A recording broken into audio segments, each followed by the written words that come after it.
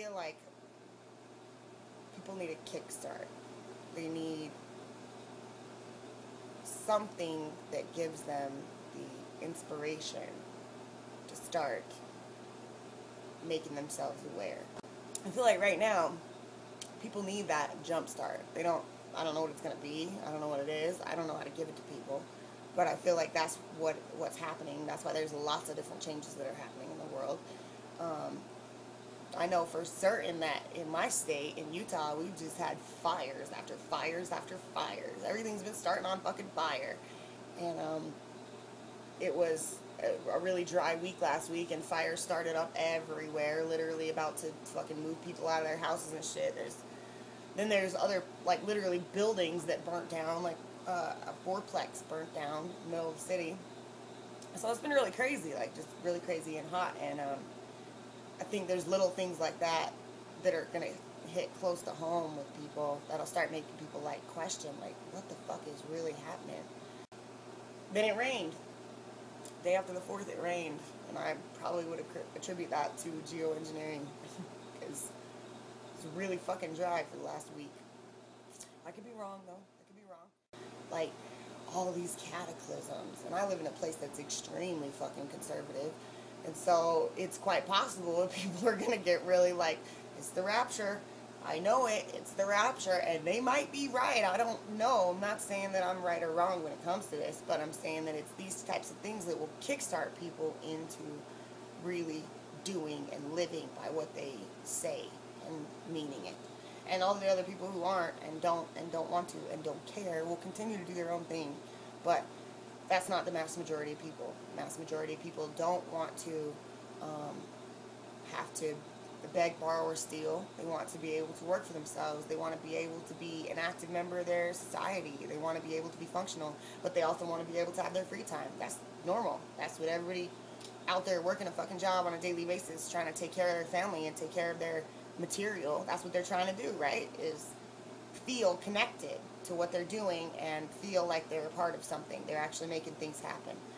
I think that everybody has a dream, and I think there's fewer of us that are capable of living our dream because we haven't been given any opportunity to do so, or we haven't taken any opportunities to do so. And that's unfortunate but at the same time, if you look at it, the pool of you get to live your dream is a very small fucking pool, and it usually depends on who you know. And if you don't know how to talk to people and you don't know how to get to know people, then technically anywhere you go, you're not going to get anywhere, because you're willing to just put your head down and do what it is that you're doing and hope to God that somebody acknowledges you. And there's a difference in the business world with that. People, they want people who are capable, but not people who are over fucking zealous and overconfident about what they're capable of. I think the ideal manager or owner of a company is looking for somebody who's capable of doing what it is that's put forth in front of them. They say what they have to say if they recognize that there's something that may or may not work for them, but they do what they got to do. If there's a new way that has to be adjusted to, you just do what you got to do. You adapt and overcome. That's what makes you a loyal worker. And not that I necessarily agree with the way that the capitalistic society works, but I'm an active member in it. And I realize what it takes for me to be a functional active member in it, to where I am working for myself. I am taking responsibility for what I do. And I do what I do well. I try to make it a point to do everything that I do well. To me, I think, that's a learned behavior. When I was in class, I really liked to excel. I liked to make sure that I was ahead of shit if I could be. And then when I got to junior high and high school, it was all about social life and social experience. And so much so that I almost didn't graduate high school because I had to kick solid ass for the last year to make sure that my senior year was like full of fucking schoolwork, because I had kind of blown off the other 3 years. So when you think about, like, what are we doing and why are we fucking doing it at this point? Why is it that we feel so lazy and we don't feel motivated? And then what is it that can really bring us to be motivated? And I don't really think I know all the answers to it. I think I just have questions. I think I just ask questions. I like to know in depth what I'm dealing with. And so, in a lot of ways, I do research a lot of shit that has to do with conspiracy or whatever, with people behind the scenes who may or may not have good intentions towards us as a whole. Because the reality is, shit's gotten worse. Nothing's gotten fucking better. And there's a reason for that. There's a reason why we're divided, and we think like divided people, and we speak in a language that's completely backwards of original sounds to make us divided. There's a reason why all of these things are put into place the way they're put into place, and it's because the human mind is very powerful, and it will always try to realign itself with the whole, with the one. And if there's somebody who doesn't want it to do that because they want to be able to mold what it does, then they're going to do everything they can do to make sure that the human mind stays feeble and weak and unhappy and like a screaming child that doesn't know what it wants but can't be soothed. It's like, that's, if there's somebody who ultimately wants to make sure that they can push you in any given direction they want to with a television screen, then you're going to get a significant chunk of people, just like this experience, who are born into a world that keeps them attached to electronics, tells them that it's okay to merge with machines and that we should take everything out of natural order and just merge with technology because technology is natural order, which to me doesn't make sense. Like, it really doesn't. If we had to create it and we had to come up with like, oh, it's man-made technology, like that's the idea behind this moving into, we should inject ourselves with computer chips so that we can study the body with computers and with technology, and we can study how to recreate body parts like RoboCop. I think that we're hanging on too hard to the immortality thing. I think that we want to,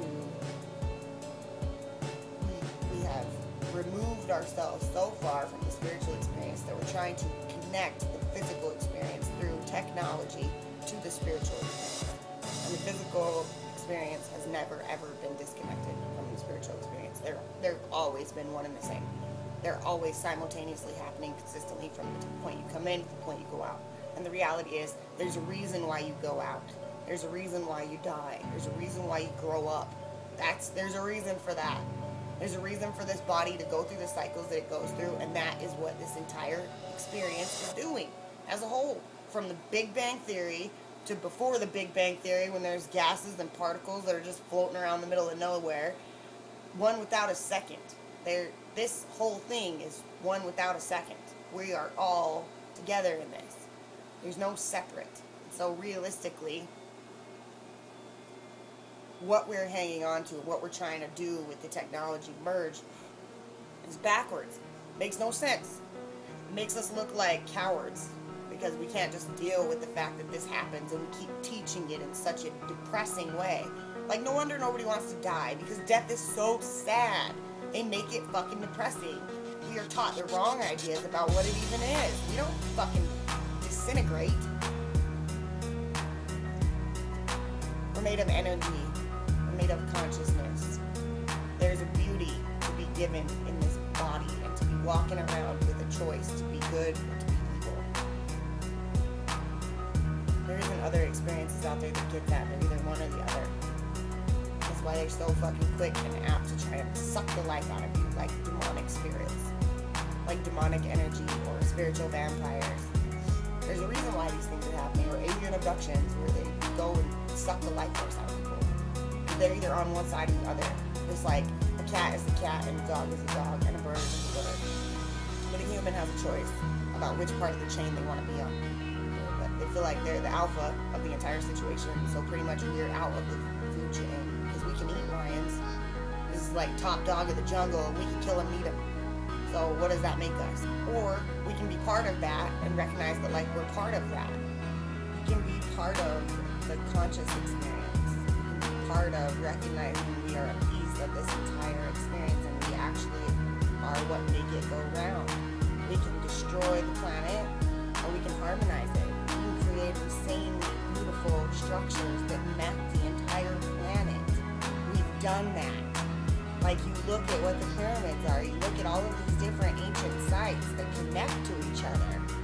We did that. Our ancestors did that as a whole. So recognize, for one, that we all come from the same place. You can look at the genetics of everyone and recognize that we all come from the same place. We all come from the original gene. Came out of Africa. That is the original gene. The black woman is the queen and the mother of the world. Who she is birthed the entire planet. Now, somebody twerked it, switched everything around. There's a reason why she's put at the bottom. People treat that particular individual like she's nothing. We're the same eyeballs looking at the world from different points of view, and that's the point. There isn't one way to do this. There's one way for you. There's one way for me. Maybe those align, and then other times they don't. But there isn't one way for everyone. And that's ludicrous to think so. And I realize that you know, kind of spits in people's faces with maybe their prophet or their Messiah, but it's not. It's to say that each person has their own way, and if that way works for you, and that Messiah said it in the way that you needed to hear it, then that's your way. But it's not everybody's way, and it doesn't have to be, and it doesn't make it wrong if it's not. You know what I mean? It's all about collective. We gotta be able to build on each other's culture. So it's about time that we all come together. And I guess what I'm trying to say is people need a jump start. They need to recognize what history looks like. They need to really be honest with themselves. And unfortunately, we live in a population that identifies the American way as the utmost top form of living, and the reality is it's just the most ignorant. We don't have history correct. Our textbooks don't teach history.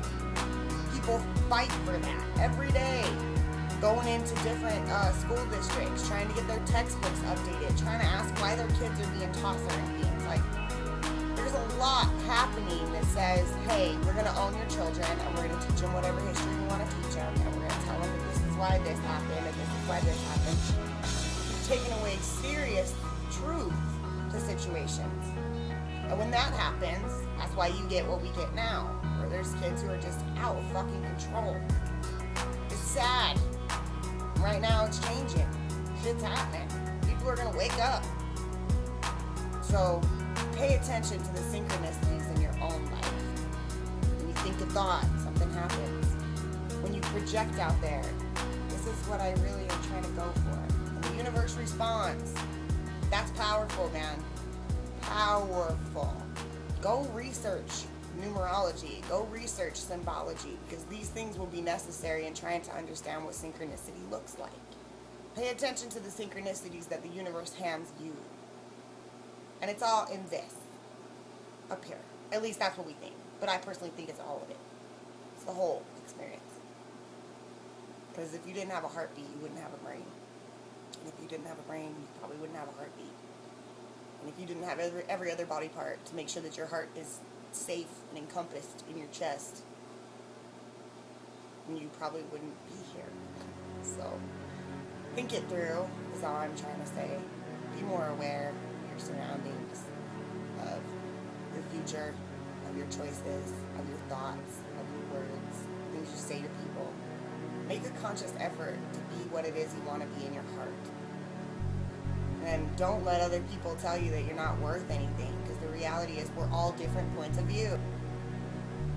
That's it. One love. Thanks for listening. And I hope everyone finds peace in everything that they're doing. And joy. And love. Jumpstart yourself. Peace. And I hope that the pain that you might find and the struggle that you might face, you face that with peace. And you face that with love. And recognize that all that is meant to build character, and all that is meant to just adapt and overcome. This is the third video I've recorded, and I hope finally this is the one that's actually going to go up, because I've sat here and talked about important things, and I literally just went on a 5-minute spiel and then realized I didn't record any of it. So it's all off the top of my head, so we're just